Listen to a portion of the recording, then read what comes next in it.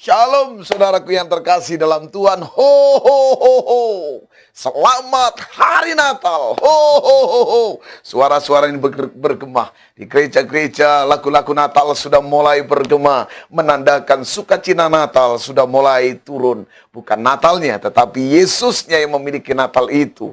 Oleh sebab itu saudaraku yang terkasih dalam Tuhan, saya turut bersukacita jika engkau sedang merayakan Natal. Tapi lebih dari itu, saya turut bersukacita jika Natal itu, saudaraku, kau terima dengan isi inti daripada Natal itu sendiri. Saudaraku, mari sebagai kado Natal, mari kita membaca di dalam Lukas 2 ayat 1 sampai 7. Kelahiran Yesus. Pada waktu itu Kaisar Agustus mengeluarkan suatu perintah, menyuruh mendaftarkan semua orang di seluruh dunia. Inilah pendaftaran yang pertama kali diadakan sewaktu Quirinius menjadi wali negeri di Syria. Maka pergilah semua orang mendaftarkan diri masing-masing di kotanya sendiri. Demikianlah juga Yusuf pergi dari kota Nazaret di Galilea ke Yudea, ke kota Daud yang bernama Bethlehem, karena ia berasal dari keluarga dan keturunan Daud, supaya didaftarkan bersama-sama dengan Maria tunangannya yang sedang mengandung. Ketika mereka di situ, tibalah waktunya bagi Maria untuk bersalin. Saudara yang terkasih dalam Tuhan, kalau saudara membaca di dalam Kejadian 21 ayat yang ke-7, dikatakan, lagi katanya, siapakah tadinya yang dapat mengatakan kepada Abraham, Sarah menyusui anak, namun aku telah melahirkan seorang anak laki-laki baginya pada masa tuanya. Kejadian 37 ayat yang ketiga, Israel lebih mengasihi Yusuf dari semua anaknya yang lain, sebab Yusuf itulah anak yang lahir pada masa tuanya, dan ia menyuruh membuat jubah yang maha indah. Saudara terkasih dalam Tuhan, kata masa tuanya, saudaraku, ya, disebut dengan kalimat Yahun, masa perhitungan, masa yang matang, masa teken kontrak. Dengan kata lain, saudaraku yang terkasih, kalau saudara membaca dalam Kejadian 1 ayat 26, dikatakan begini, berfirmanlah Allah, baiklah kita menjadikan manusia menurut gambar dan rupa kita, supaya mereka berkuasa atas ikan-ikan di laut, dan burung-burung di udara, dan atas ternak, dan atas seluruh bumi, dan atas segala binatang melata yang merayap di bumi. Saudara yang terkasih dalam Tuhan, kata kita pun punya maksud, yaitu dengan kalimat Yahun. Apa itu? Suatu persekutuan, suatu masa perhitungan, rapat dan pleno, titik akhirnya, dan itu disebut namanya masa tuanya. Ada banyak orang berpikir, kenapa kita harus mesti minta nasihat pada orang tua? Ada istilah begini, kenapa kita harus minta nasihat sama orang tua? Karena orang tua pernah muda dan kita tidak pernah tua. Artinya, saudara yang terkasih dalam Tuhan, rupanya, saudaraku, banyak orang Kristen tidak sadar bahwa kita itu diciptakan dari sebuah proses masa perhitungan yang matang. Artinya, bagi manusia tidak ada yang gagal sebenarnya. Kenapa? Kita dibentuk oleh Allah dalam sebuah proses yang sudah matang. Hitung orang ini, kalau nanti dapat jodoh ini, pasti baik. Kalau engkau dapat jodohnya dari Tuhan. Oleh sebab itu, saudara yang terkasih dalam Tuhan, kekristenan harus mengerti tentang apa yang disebut dengan masa perhitungan zakun ini. Saudara yang terkasih dalam Tuhan, jangan heran. Ya, dua orang ini dipakai Tuhan dengan indah dan dahsyat. Betul nggak? Ya, saudara, antara Yusuf, saudaraku, ya, dan Ishak, ya, dipakai Tuhan luar biasa dalam berkatnya, dalam mengeluarkan orang Israel di Mesir. Ya, kalau saudara membaca di dalam ayat yang ke-6, ada sesuatu yang sama di situ. Dikatakan begini, ketika mereka di situ, lihat, tibalah waktunya bagi Maria untuk bersalin. Di sini disebut dengannya fleto, sama dengan halnya dikala Yesus lahir, melalui proses perhitungan yang matang oleh Bapa. Kenapa Herodes mesti marah? Kenapa ada pengungsian? Kenapa ada penolakan? Ini yang kadang-kala kita tidak mengerti. Kalau Tuhan sudah memberikan perhitungan yang matang, kenapa sih mesti ada masalah? Kenapa sih ada masalah? Rumah tangga yang sudah dibentuk baik-baik, Tuhan yang menetapkan. Saudaraku, kenapa mesti ada masalah? Kalau saudara membaca dalam Yohanes 13 ayat 16 katakan, karena begitu besar kasih Allah akan dunia ini, sehingga ia telah mengaruniakan anak yang tunggal, supaya setiap orang yang percaya kepadanya tidak binasa, melainkan beroleh hidup yang kekal. Pelajari, karena begitu besar. Love, kata kasih ini disebut dengan agapeo atau cinta putih, tanpa syarat, perhitungan matang. Saudaraku, mari kita lihat di sini. Saya mulai mengerti bahwa ketika Yesus lahir, itu seperti apa yang disebut namanya cinta tanpa pamrih. Waktu Yesus datang ke sini dengan cinta yang putih, tanpa ada noda apapun, tanpa ada inspirasi apapun, tanpa ada motivasi apapun, kecuali menyelamatkan dunia. Haleluya. Izinkan hari ini saya memberikan tema khotbah, secari kertas putih. Saudara yang terkasih dalam Tuhan, persoalannya sekarang ada banyak orang tidak mengerti, sehingga bermunculan pertanyaan, kenapa Tuhan kok seperti ini Tuhan? Saya melayani Tuhan dengan tulus. Yesus itu datang ke dunia ini dengan kasih yang tulus, putih, bersih, seperti secari kertas putih. Kenapa ditolak?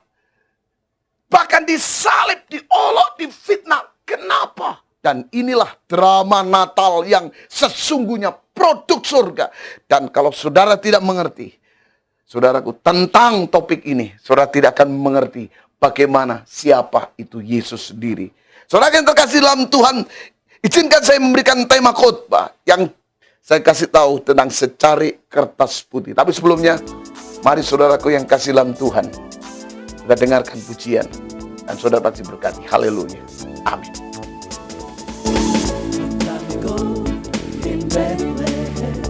So the Holy Bible says,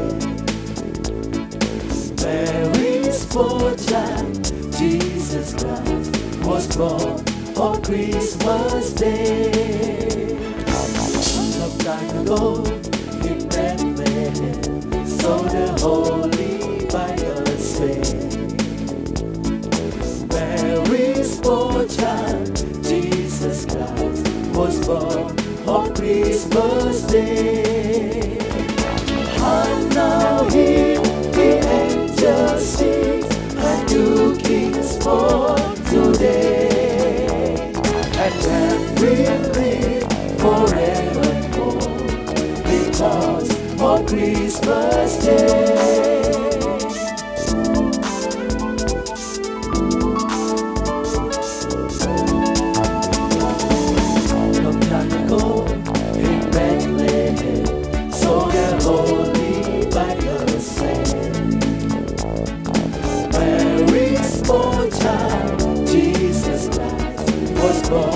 On Christmas Day, and now hear the angels sing, a new King's born today, and man will live forevermore, because on Christmas Day.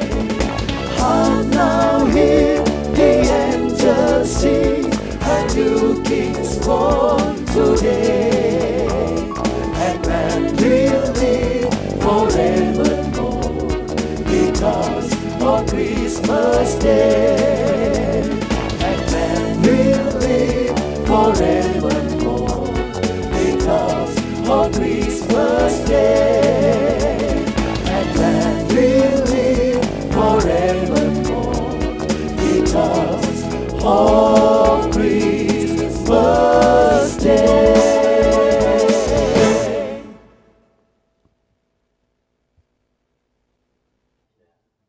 Puji Tuhan, haleluya. Saudaraku, saudara dengarkan pujian Natal yang luar biasa.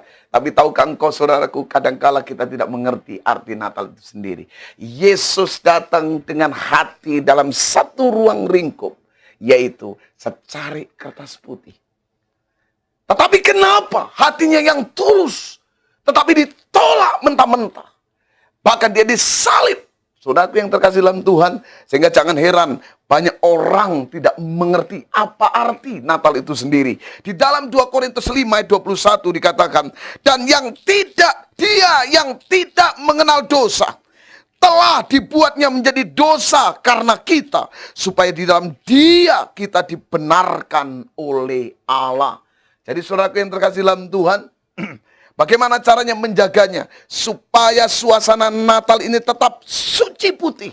Dan sehingga jangan heran saudaraku, karena keadaan ketidakmengertian akan Natal, maka orang kadangkala antipati dengan Natal itu sendiri.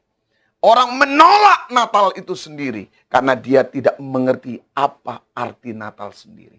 Natal itu adalah secari kertas putih dari surga dalam kasih-Nya yang tanpa pamrih turun ke dunia ini supaya kertas yang putih ini coret. Apa itu? Dosamu, hutangmu, penderitaanmu, ikatanmu. Dan Natal membawa satu lembar. Dia yang tidak pernah kenal dosa, jadi dosa oleh karena pelanggaranmu. Dan Alkitab berkata, dosamu merah sekermisi sekalipun, kalau engkau percaya kepada dia, kembali diputihkan. Saudaraku, persoalannya bagaimana cara menjaganya supaya suasana Natal ini tetap putih, kudus, tulus, berkenan di hadapan Allah. Saya ingin berbicara soal ini. Ada banyak nilai Natal sudah keluar dari jalur, sehingga ada banyak orang yang antipati dengan Natal. Saudaraku, yang pertama, mari kita lihat dalam ayat yang ke-10-11 di dalam Lukas 2 tadi, 10 dan 11. Lalu kata malaikat itu kepada mereka, jangan takut sebab sesungguhnya aku memberitakan kepadamu kesukaan besar untuk seluruh bangsa. Hari ini telah lahir bagimu juru selamat, yaitu Kristus Tuhan di kota Daud. Pertama, peliharalah sukacita besar dari surga. Dalam bahasa asli disinggung dengan megaskara, pesta surga.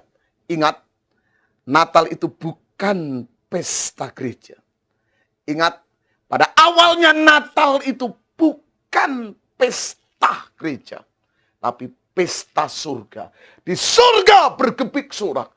Hai dunia, bersoraklah. Dengan kata lain, saudaraku, yang pesta itu di surga, bukan di bumi. Tapi kenapa kertas putih itu bisa tercoreng? Akhirnya nilai Natal tidak lagi kudus, tidak lagi murni, tidak lagi, saudaraku, suci. Karena apa, saudaraku? Karena kita tidak memelihara sukacita surga. Tetapi yang ada adalah sukacita daging. Saya pernah, saudaraku, pelayanan di Sulawesi Utara. Natal-Natal seperti ini. Apa yang terjadi, saudaraku? Biasanya nggak pernah saya lihat adegan seperti itu. Tapi ketika malam Natal kami pulang, orang mabuk tidur di jalan banyak, saudaraku. Sehingga apa? Kertas putih Yesus lahir untuk menanggung dosa kita sudah mulai tercemar, dan bahkan Natalnya sendiri tercemar. Karena apa? Mereka mencari kepuasan sukacita daging. Ingat, tanpa pesta pun di gereja Natal itu sudah pesta surga, kesukaan besar. Kapan Natal melahirkan megaskara, sukacita surga atau pesta surga? Kalau saudara membaca dalam Lukas 15 ayat yang ke-7, dikatakan begini, aku berkata kepadamu, demikianlah juga akan ada sukacita di surga, karena satu orang berdosa yang bertobat, lebih daripada sukacita karena 99 orang benar yang tidak memerlukan pertobatan. Sebenarnya sukacita surga akan terjadi waktu Natal itu terjadi pertobatan, bukan tambah murtad. Ngerti, saudaraku? Terlalu banyak justru Natal melahirkan bukan orang bertobat, tetapi orang murtad. Betul? Akhirnya apa? Sukacita dari surga telah hilang. Sehingga jangan heran banyak orang menolak Natal. Saya kasih tahu, Natal itu pesta surga, megaskaras. Yang kedua, saudaraku, Wahyu 19 ayat yang ke-7 dikatakan begini. Marilah kita bersukacita dan bersorak-sorai dan memuliakan Dia, karena hari ini perkawinan anak domba telah tiba dan pengantinnya telah siap sedia. Jadi saudaraku, pesta surga itu merupakan sebuah gambaran dari sebuah perkawinan anak domba. Yesus hadir untuk mengerti pasangannya. Yesus hadir untuk mempersiapkan gerejanya. Yesus lahir untuk apa? Untuk mendewasakan seluruh pasangan hidupnya. Oleh sebab itu, saudaraku, ada visi dalam Natal, yaitu pertobatan. Makanya saya rindukan, saudaraku, kalau setiap ada Natal, ya, saya sarankan, undang mereka-mereka yang sudah jauh dari Tuhan. Karena malam Natal, itu Yesus hadir dengan sukacita surga. Adakan KKR. Di dalam gereja kami, kalau sudah Natal, kami adakan, yaitu malam pujian penyembahan, malam pertobatan, malam pelepasan. Haleluya. Karena apa? Kami tahu, visi Natal bukan sekedar pesta daging. Bagi kado, ketemu teman lama, tidak. Tapi pesta Natal membawa sukacita surga, bukan daging.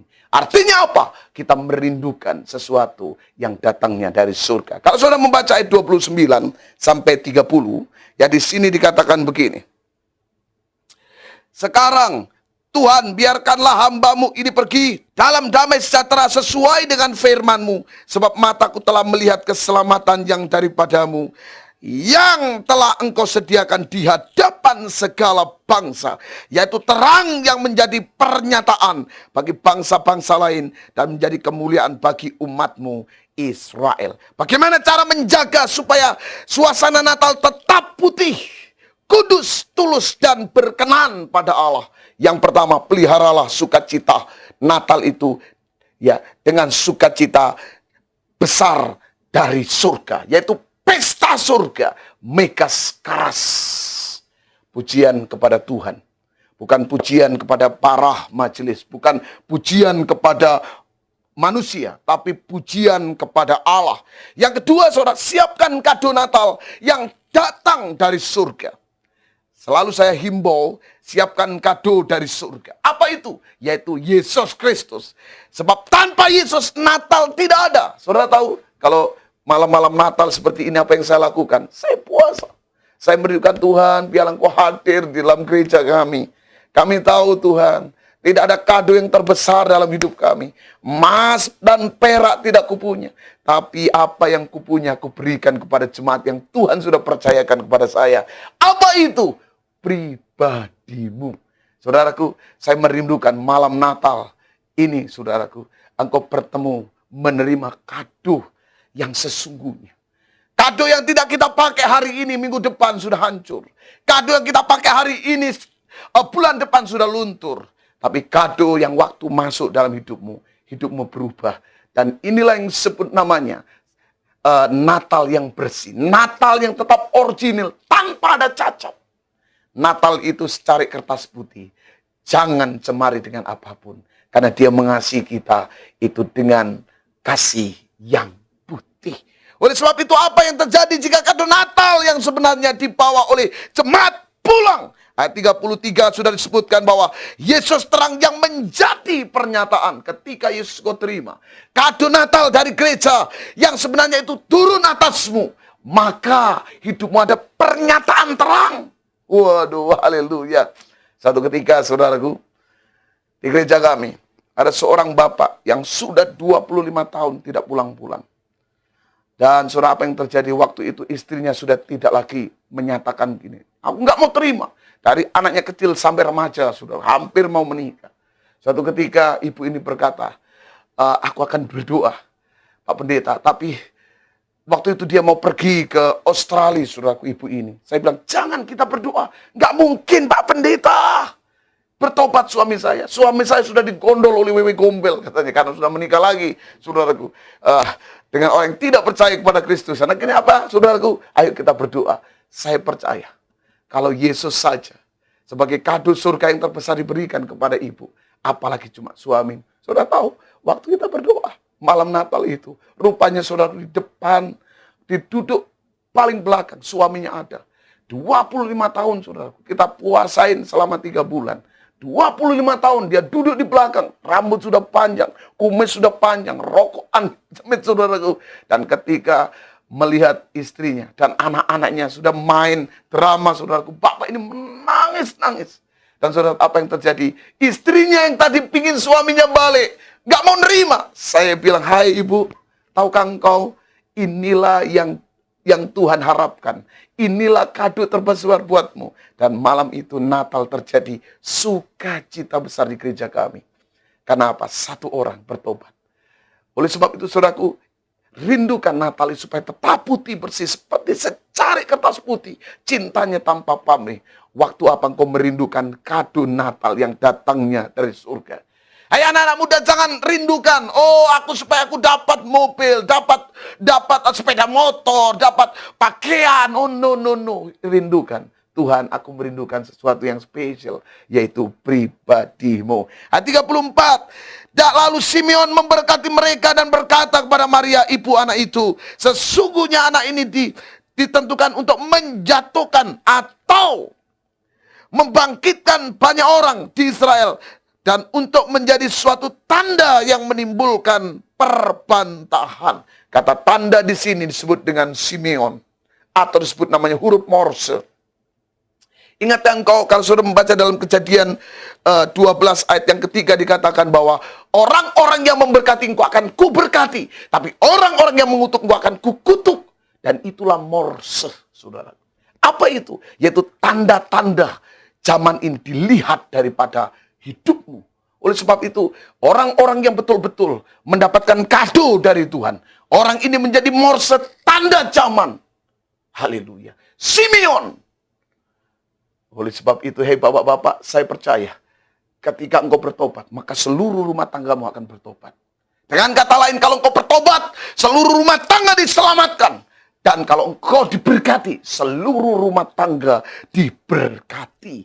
Oleh sebab itu ayat yang ke-35 dikatakan, dan suatu pedang akan menembus jiwamu sendiri, supaya menjadi nyata pikiran hati banyak orang. Saudaraku, bagaimana cara menjaganya supaya suasana Natal tetap putih, kudus, tulus, dan berkenan pada Tuhan? Pertama, peliharalah sukacita besar dari surga. Mekaskarah, rindukan pesta Tuhan hadir di dalam hati kita, bukan di dalam gereja saja. Dan yang kedua, siapkan kado Natal untuk jemaat, yaitu Yesus Kristus itu sendiri, karena kado itu selamanya. Yang ketiga, saudaraku, menjaga dengan filter firman. Rindukan waktu engkau mendengar khotbah. Jangan persiapkan, aku sebenarnya mau tampil. Jangan, saudaraku. Karena khotbah Natal adalah khotbah yang saya sebut dengan firman yang tajam. Dan ini kenapa mesti itu? Orang tidak akan pernah ada sukacita kalau tidak mendapatkan firman yang tajam. Dunia ini yang kita tempati adalah dunia yang penuh dengan konflik. Damai kalau itu membawa pedang. Kenapa? Kalau di dunia konflik, saudaraku, kita membawa pedang, kita tenang. Di dalam dunia roh, dunia ini sudah penuh konflik. Dunia itu kotor. Tapi ketika engkau membawa firman, membawa pedang, engkau tenang. Tundukkan kepala Bapa yang baik. Kamu berdoa atas setiap jemaatmu yang hari ini merayakan Natal. Jamah mereka supaya fenomena Natal tetap secari putih. Dalam kasih, dalam kemuliaan. Supaya terjadi pertobatan Tuhan. Dan malam Natal ini Tuhan menjawab, yang lemah dikuatkan. Tuhan, yang susah Tuhan hiburkan. Yang pecah dipulihkan di malam Natal ini. Terima kasih sehingga malam Natal adalah malam-malam ajaib. Dalam nama Yesus kami berdoa. Haleluya. Saudaraku yang kasih dalam Tuhan, kalau saudara ingin konseling, saudara ada nomor-nomor telepon yang siap menolong saudara. Dan kami juga mengucap syukur atas setiap sumbangsi saudara melalui akun kami untuk penayangan program ini terus. Dan pesan saya, maju terus dalam Tuhan. Sampai berjumpa dalam program yang lain. Tuhan Yesus memberkati saudara. Selamat Natal, Tuhan Yesus memberkati. Amin.